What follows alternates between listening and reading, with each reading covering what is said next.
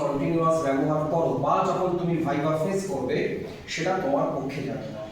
তুমি বইয়ের বিষয়টা আত্মস্থ করে সামনে একজন কাউকে বলছো, বোঝাচ্ছ, সেই শব্দগুলো সেই রকম ভাবে বিষয়টাকে বলো কি সুবিধা হয় এতে? সুবিধা হতে পারে যাতে মানে যাদেরকে পড়ানো হচ্ছে বা বোঝানো তারা সহজে বুঝতে পারে, আর মানে কেমন ভাবে বললে বা কেমন ভাবে পড়ালে সেটা তাদের দীর্ঘদিন সেটা ব্যবহার করতে পারবে, সেটা কোথায় ইউজ হবে, সেটা কেন শিখছে আর সেটা জানতে পারবে। আচ্ছা, আর দীর্ঘদিন তাদের মনে থাকবে যে এটাই।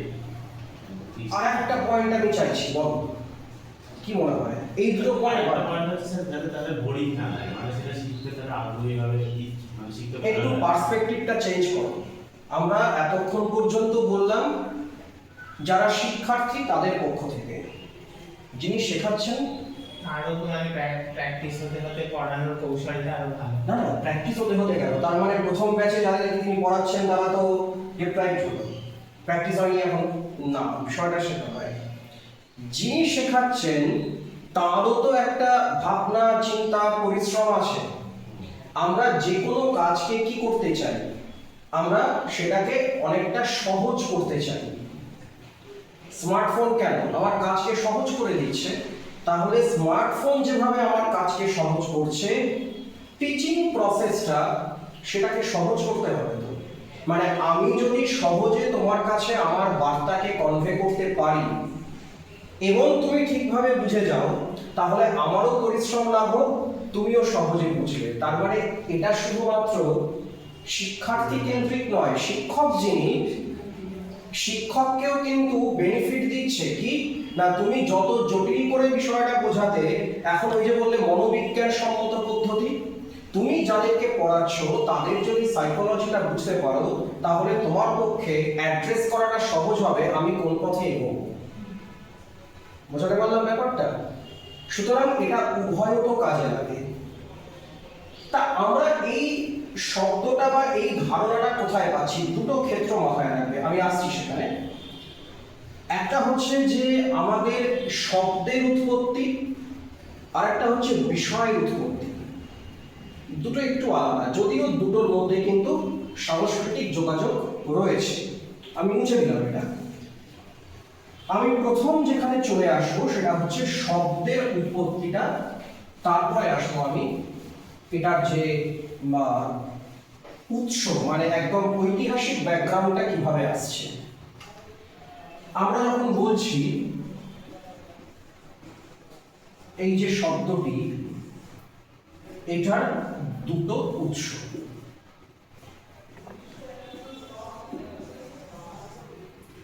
সরি, আমি ভুল লিখলাম, এখানে ই হবে পেইজা। এই শব্দটা তোমরা অন্য জায়গাতেও শুনেছো, আমি বলে দিচ্ছি। একটা গবই বা গবজ বলা হয়, এই তো শব্দটা। পেইজা মানে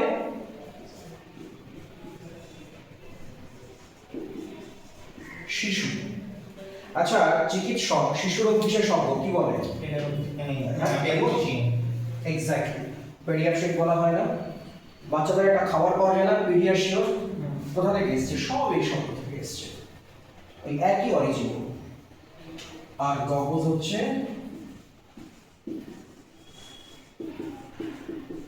সায়েন্টিফিক মেথড অফ টিচিং। তাহলে দুটো মিলিয়ে কি হলো? এটার মানে হচ্ছে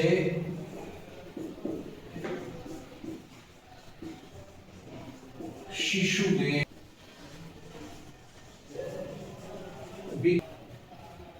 তাহলে scientific method of teaching for the children, মূল শব্দের অর্থ হচ্ছে এই জায়গাটা।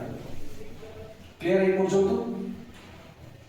এবার আমরা দেখব যে এই কনসেপ্টটা